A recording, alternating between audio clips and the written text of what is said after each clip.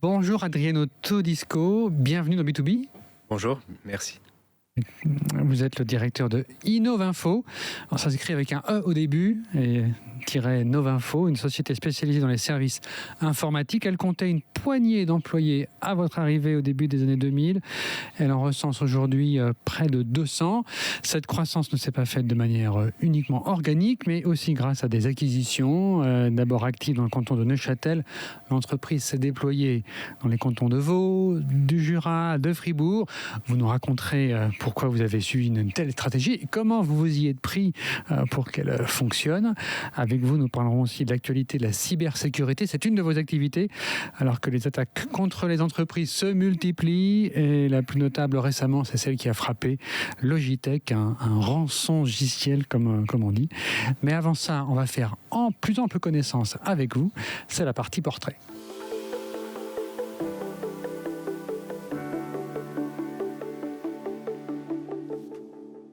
Adriano Todisco, est-ce que vous êtes téméraire? L'an dernier, vous avez confié dans Arc Info, à propos de votre arrivée chez Innovinfo, je vous cite, au début, j'ai investi sans regarder les comptes.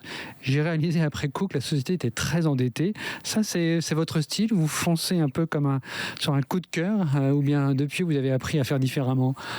Je suis un entrepreneur très terrain, donc le but, c'est vraiment d'avancer, d'aller droit au but, de vraiment pas se poser de questions. Ça a été mon début de carrière. Voilà, aujourd'hui, ça me réussit. Ma volonté, c'est vraiment d'accompagner des clients, qui nous suivent, qui soient vraiment des ambassadeurs de notre société. Aujourd'hui, comme vous l'avez dit, ça fait quelques années que je suis à la tête de cette société, que je développe. Je dirais le vrai challenge de la société, c'est de soigner les clients, d'avoir une proximité avec eux, d'où ces différents sites. Donc aujourd'hui, voilà, je suis d'origine neuchâteloise, mais je rayonne dans toute la Suisse romande. On reviendra sur l'entreprise dans la deuxième partie, mais voilà, de se dire qu'on va devenir un copropriétaire de l'entreprise sans avoir vérifié de fond en comble son état financier, c'était quoi? C'était un péché de jeunesse finalement? Oui, cette jeunesse, voilà, moi je viens d'un sport de combat, le karaté, donc aujourd'hui, j'ai pas regardé ce qui m'attendait, j'ai plutôt regardé ce que je voulais faire, voilà, devenir entrepreneur, d'avoir sa propre entreprise sans forcément regarder la partie finance. C'est vrai que ça m'a mis un peu un frein au début, mais ça m'a fait remonter des vrais challenges et de vouloir vraiment atteindre le sommet. Qu'est-ce qui vous fait aujourd'hui vous lever chaque matin finalement? D'où vient cette fibre entrepreneuriale chez vous? Je pense que c'est le plaisir de travailler. Aujourd'hui, le travail pour moi, c'est comme un jeu. Donc j'ai envie d'avancer, j'ai envie de soigner, j'ai envie de créer. Et ça, c'est ce qui me fait lever tous les matins. Être entrepreneur, vous y pensiez, ou être le propre dirigeant, propriétaire d'entreprise, vous y pensiez depuis très très longtemps, ou ça s'est fait un peu par hasard finalement? Un peu par hasard, voilà, arriver dans une société, une opportunité, sans se poser de questions. Puis aujourd'hui, voilà, je suis entrepreneur de plusieurs sociétés. Et avant Innovinfo, qu'est-ce que vous faisiez? Les études, j'étais dans le système d'information, donc je suis un informaticien de métier. Ça veut dire que c'était plutôt la technique qui vous intéressait, pas forcément le management? Exactement, de pouvoir proposer des solutions simples, développer rapidement et puis sans se poser trop de questions. Et quand vous vous êtes lancé, vous avez pris des conseils auprès de quelqu'un, peut-être dans votre famille? C'était une famille d'entrepreneurs? Non, pas du tout. Ma famille, c'est plutôt une famille de paysans. Ma mère est soignante, donc ils sont arrivés à l'âge de 16-17 ans en Suisse, voilà, comme beaucoup d'immigrés italiens. Et peut-être cette envie de faire un peu différemment, de découvrir d'autres choses. Et puis voilà, on se lance et puis aujourd'hui on en est là. Travailler dans le marché le domaine de la terre, ça vous a jamais effleuré? Pas tout de suite, non. Pas tout de suite. Et aujourd'hui, on va parler principalement d'Innovinfo, mais vous n'êtes pas qu'une seule fois directeur, vous êtes 2 fois, 3 fois même directeur. Il y a une autre entreprise qui s'appelle Mémoire Vive, une troisième qui s'appelle Électrosécurité. Elle est installée à Cortaillot, dans le château, dans le canton de Neuchâtel. Elle est active dans la domotique, le câblage. Comment est-ce qu'on s'y prend pour être 3 fois directeur de 3 entreprises différentes? D'être bien entouré, d'avoir une organisation très smart. Aujourd'hui, moi, je m'occupe principalement des développements des affaires, de la stratégie de l'entreprise. Donc aujourd'hui, quand on parle de Innovinfo, mémoire vive ou électrosécurité, c'est presque toujours les mêmes clients selon un domaine d'activité un peu différent. Donc comme on appelle en anglophone cross-selling, hein, donc on fait beaucoup de passes d'affaires. Donc vous vendez à un même client, vous allez vendre une palette de produits qui correspondent à ces différentes entreprises. Hein. Exactement. Si on prend le challenge Innovinfo mémoire vive, Innovinfo très Windows, très PC et mémoire vive très Apple. Donc c'est très complémentaire. Et dans l'organisation de votre temps, comment est-ce que comment vous y prenez? Parce que la journée, elle fait 3 fois 8 heures. C'est autant de temps dédié à chaque entreprise ou concrètement, quand même, comment est-ce que vous y prenez? Je travaille pour les trois sociétés, je dirais, de manière quotidienne. Se lever très tôt, ça c'est mon... Quelle heure, très tôt? 5h, 5h15. Ah ouais, ça c'est vraiment tôt. Donc on organise les mails, on regarde ce qu'il y a à faire dans la journée, on donne les directions aux sociétés, aux team leaders, on règle les premiers problèmes et puis après on se lance sur le marché. Vous ne pouvez pas être dans l'opérationnel complet de chacune de ces 3 sociétés, donc vous avez mis en place une structure dans chaque entreprise, quelqu'un gère le quotidien des affaires? Oui, tout à fait. Donc on a un back-office général, c'est-à-dire la partie DRH, CTO et la partie CFO qui dirige, je dirais, toute la partie opération. Et après, dans chaque société, on a des team leaders et chaque segment, on a des team leaders aussi. Donc, étant donné qu'on a plusieurs secteurs d'activité, l'IT cloud, la téléphonie, la partie digitale et la partie software, là, j'ai des team leaders par segment qui me rapportent directement en comité de direction. Comment est-ce que vous avez structuré cette organisation? C'est venu petit à petit ou bien vous avez eu des conseils à l'IMD ou je ne sais pas dans le management? Non, au fil du temps, on a fait chaque étape. Quand vous êtes 60 collaborateurs, vous gérez une société différemment quand vous êtes plus de 100. Quand on a passé les 70, là, j'ai commencé à mettre le frein, à organiser, à mettre des processus en place. Mettre le frein sur l'opérationnel ou... Oui, sur l'opérationnel et surtout aussi sur l'acquisition. Parce qu'aujourd'hui, vous ne passez pas les 100 personnes sans une organisation bien établie. Je ne sais pas si vous gardez encore un petit peu de temps pour vous. Dans vos clients, il y a notamment le Montreux Jazz Festival. La musique, c'est aussi un centre d'intérêt pour vous personnel? Oui, c'est un centre d'intérêt. C'est aussi un loisir d'écouter des beaux morceaux, aussi nostalgiques. Aussi un client. Donc Montreux Jazz est un client important pour nous, où nous avons toute la partie IT, sécurité pour eux. Donc aujourd'hui, ils sont hébergés dans notre groupe. Donc un peu de loisir quand même de temps en temps. Totalement. Très bien. Merci pour cette partie portrait. On va découvrir maintenant plus en profondeur ce que Innovinfo réalise.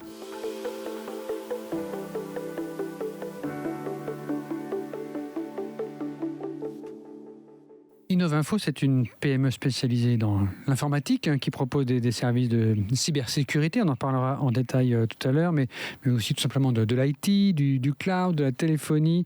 Il y a aussi une agence de marketing, j'ai vu sur votre site. Aujourd'hui, donc, cette entreprise, elle compte combien d'employés? Centaines de collaborateurs, 130. 130 collaborateurs. Des différentes activités que je viens d'énumérer, quelle est la plus importante en termes de chiffre d'affaires? La partie IT and Cloud, donc la partie tout ce qui est infogérance. De très loin, c'est au moins la moitié de l'activité? C'est 65% de l'activité. Ah oui, donc et est-ce que c'est celle qui croît encore le plus ou bien d'autres sont en train peut-être de la rattraper? Aujourd'hui, il y a des domaines qui commencent à challenger la partie IT and Cloud, c'est tout ce qui est digitalisation. Ça veut dire? C'est tout ce qui est processus interne dans une société, accompagnement et avec tout ce qui est IT, je dirais en back-office. Le chiffre d'affaires, il est un peu plus de 40 millions. Et là, cette année, c'est une bonne année? C'est une très très bonne année, une croissance d'environ 15%. Donc on suit notre croissance naturelle depuis maintenant 6 ans. On faisait référence tout à l'heure au Montreux Jazz Festival, un de vos clients. Quel est le client typique d'Innovinfo? C'est le marché mid-market, une société entre 20 et 300 collaborateurs qui a besoin aujourd'hui d'un conseil 360, d'un accompagnement, pouvoir dormir tranquille et donner les clés de son informatique chez nous. Ça fait que donc des PME plutôt, hein, Oui, pas, des PME, pas des multinationales avec des milliers d'employés. Donc on sait que la Suisse a un tissu très fort de ce genre de PME. Qu'est-ce qui fait qu'elles vont aller chez vous, une petite société indépendante, plutôt que vers un assez grand prestataire installé dans différents pays ? Personnellement, je suis très proche de mes clients, donc j'ai plus de 700 clients, je les connais tous, donc je les ai au moins vus une fois. Donc c'est vraiment cette stratégie d'accompagnement, de les soutenir, parce que dans une vie d'une société, il y a des hauts et des bas. Donc je ne suis pas là que pour faire une affaire, mais aussi pour les soutenir en période de problèmes, voilà, qui peuvent arriver. Et ça, je pense que c'est très apprécié chez mes clients. On a évoqué qu'il y a plusieurs noms d'entreprises dans le groupe, et c'est un groupe qui s'est constitué. Parce qu'au début, vous êtes arrivé, il y avait 2-3 personnes, hein ? Tout à fait, 3 personnes, pour être exact. 3 personnes, donc vraiment un très très grand développement qui s'est fait grâce à une série d'acquisitions. On a évoqué Mémoire Vive qui est dans le canton de Fribourg, mais il y en a eu d'autres comme MSD Développement spécialisé dans la téléphonie. Comment se décide une acquisition ? Qu'est-ce qui vous fait dire voilà, je vais racheter cette entreprise ? Alors, les acquisitions que j'ai faites, c'est pas des acquisitions, je dirais, de grande ampleur. C'est surtout des entrepreneurs qui avaient besoin d'une structure. Et cette structure-là les a amenés plus loin. En fait, voilà, MSD, comme vous l'avez cité, une société toute petite, voilà, qu'un entrepreneur qui a envie de développer, il rejoint notre groupe et puis ça fait grandir la société. Autant bien sur la partie digitale. Voilà, un entrepreneur qui a vraiment des belles idées, on l'accompagne, on l'intègre et puis ça permet vraiment de faire une croissance. Comment vous financez cette croissance ? Parce qu'il faut acquérir, ça veut dire prendre le contrôle, acheter en tout cas une majorité du capital ? Oui, tout à fait. Alors on est toujours majoritaire donc, ou unique dans nos acquisitions et tout est fait en financement interne. Ah, il n'y a aucun capital, enfin aucun crédit bancaire par exemple ? Aucun, non. Ça n'a jamais été le cas ? Jamais. Pour quelle raison ? J'aime bien contrôler, je dirais, toute la chaîne de valeur. J'aime bien acheter ce que je peux me permettre d'acheter. Et puis, cela fait que on est très libre de nos actions. Et tous nos bâtiments aussi nous appartiennent. Nos sociétés sont hébergées dans notre propriété. D'accord. Qu'est-ce qui vous a fait dire un jour, il faut que je passe par une stratégie d'acquisition plutôt que d'une stratégie de croissance, comme on appelle organique, c'est-à-dire par vos propres ressources de recruter du personnel pour développer la base de clientèle ? Toutes les acquisitions sont des acquisitions pour avoir des compléments. Hein. Donc MSD, c'était la téléphonie. Mémoire Vive, c'était le monde Apple. Donc je ne rachète pas des concurrents, je rachète plutôt des compétences que je n'ai pas. D'accord. Et parfois, je crois que ça se fait aussi quand une entreprise cherche son fondateur ou son directeur est un peu âgé, va prendre sa retraite, et on sait que transmettre l'entreprise, c'est une question qui est pas toujours facile. Ça peut jouer dans votre faveur ? Oui, totalement. Il y a des entrepreneurs qui ont créé leur société depuis 30 ans, qui veulent donner, ou transmettre leur structure à un plus jeune, qui a la même philosophie. Et c'est ce qui s'est passé avec Mémoire Vive. 67 ans, le fondateur. Donc l'âge de son fils. Donc il s'est approché de moi. Puis c'était une belle acquisition, compliquée au départ, mais très belle aujourd'hui. Qu'est-ce qui était compliqué au départ ? Les différentes mentalités de structure. La culture d'entreprise ? Culture, mentalité. Il y a plusieurs directeurs. Donc il faut faire des choix.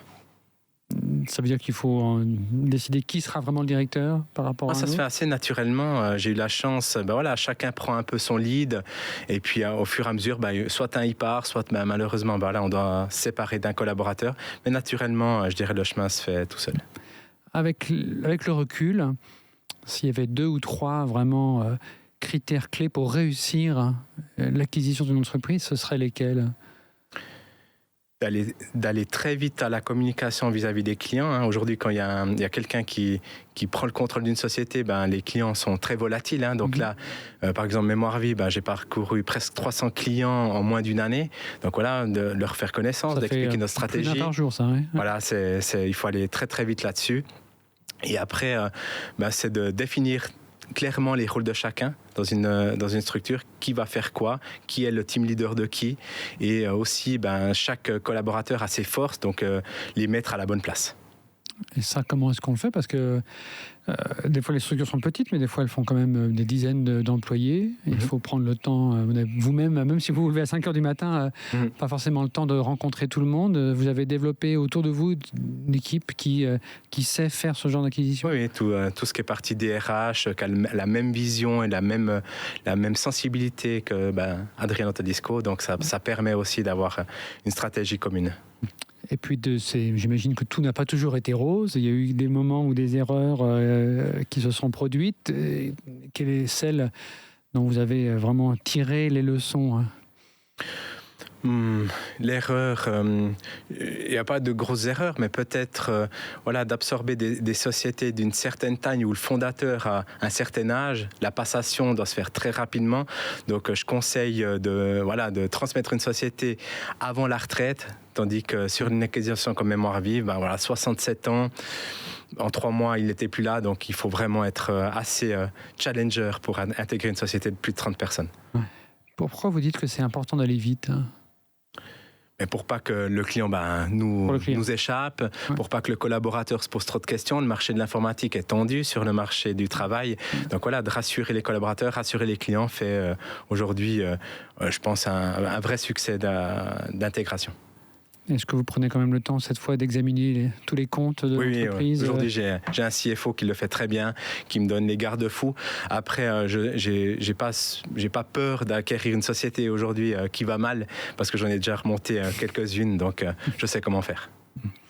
Vous évoquez le marché du travail. C'est vrai qu'on parle beaucoup de pénurie de main-d'œuvre, en particulier dans votre secteur. Mais en même temps, on a vu ces derniers mois le taux de chômage un petit peu remonté. Il y a un peu moins de postes vacants. Il y aura donc une détente sur le marché de l'emploi. C'est ce que vous constatez également? Oui, une détente sur le marché du travail, mais sur des niveaux un peu inférieurs de ce qu'on recherche. Aujourd'hui, on recherche des spécialistes dans différents segments, le réseau, l'infrastructure, je dirais la sécurité.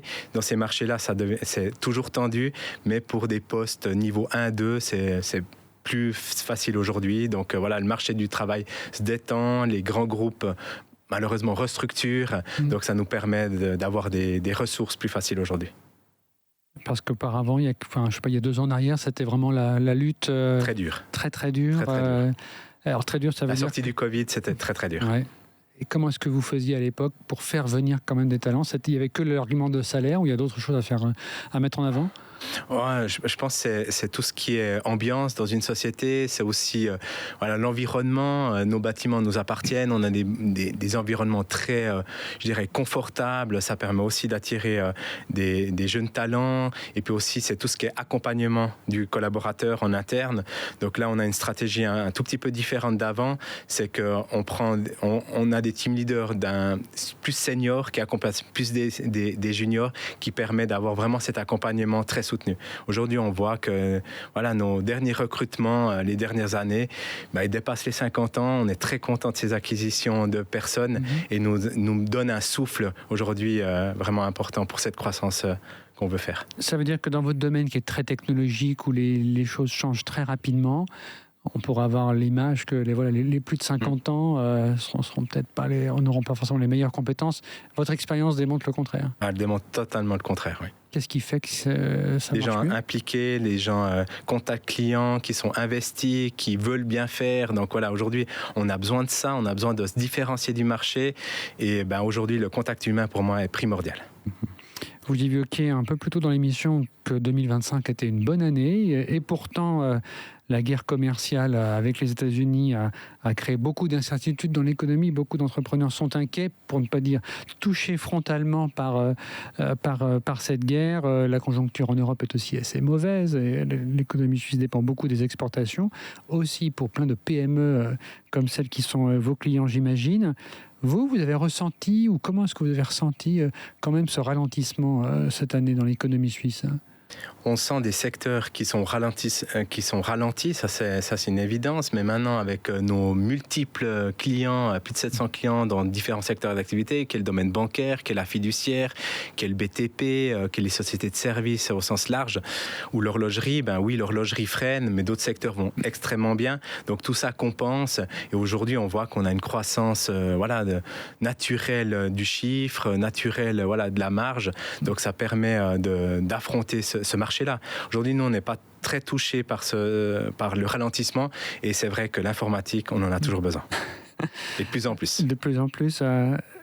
Vous évoquez la marge, évidemment, parce qu'on pourrait se demander aussi si cette progression du chiffre d'affaires, elle se fait au détriment de la marge. Ça veut dire que l'entreprise est rentable et elle est sur une marge qui est solide.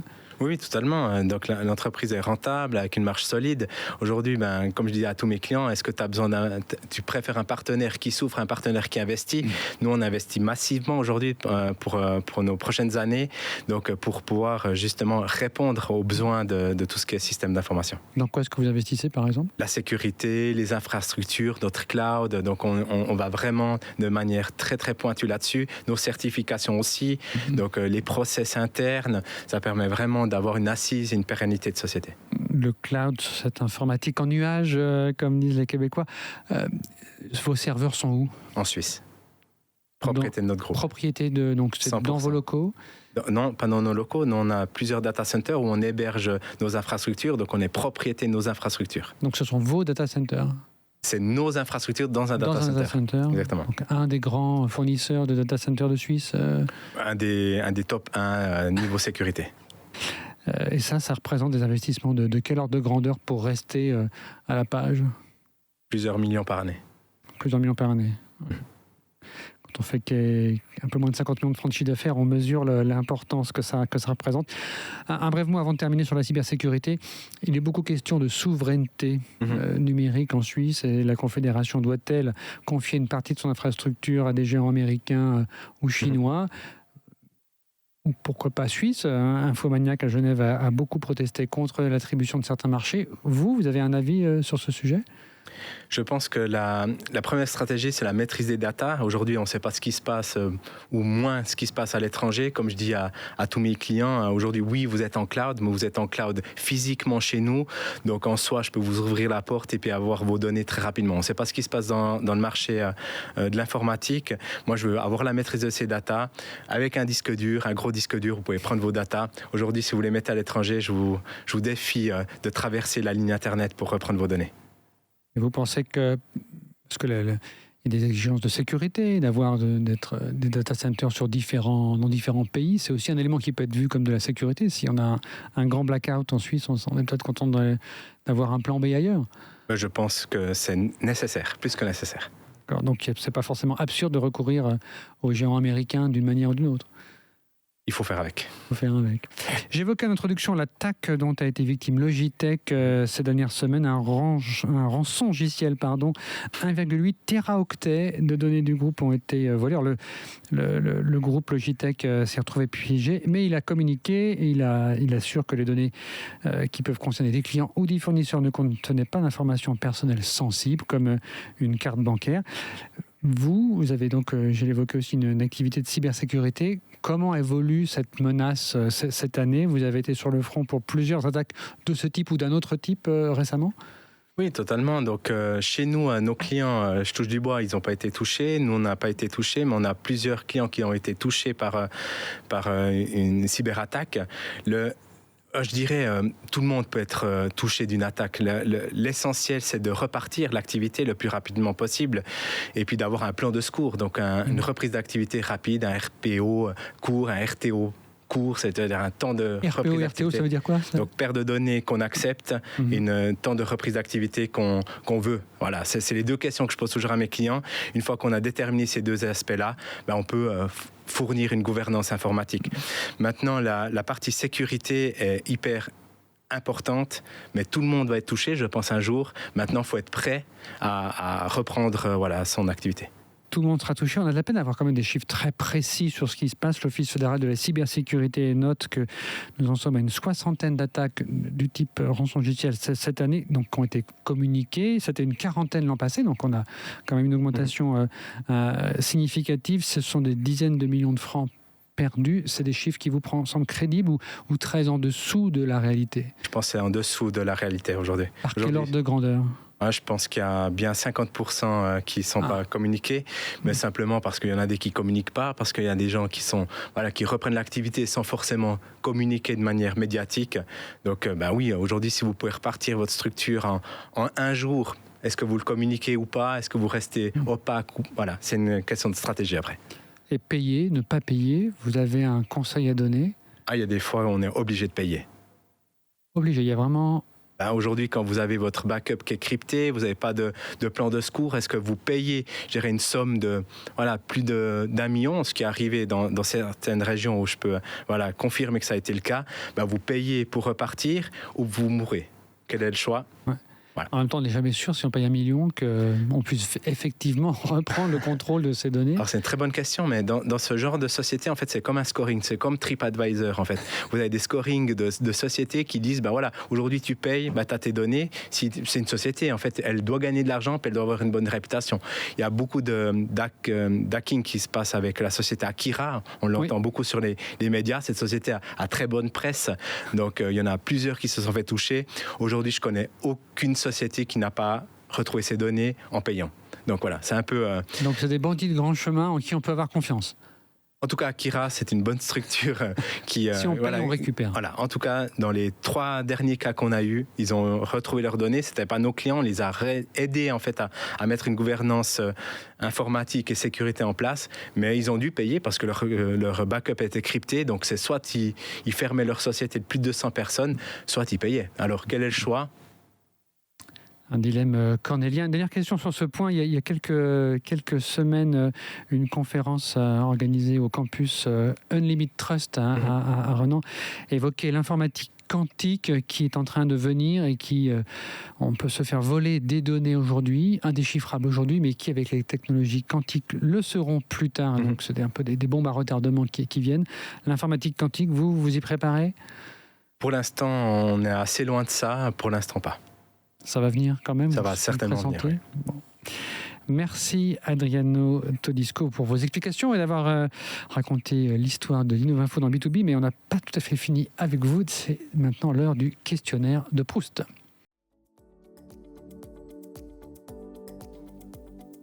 Rigueur, travail, sueur. Ma tortue, étant donné que j'avais une tortue à l'époque, donc c'est une photo, ma famille, je dirais des photos de ma famille et aussi tout ce qui est liberté. Claude François, Alexandrie, pour être joyeux.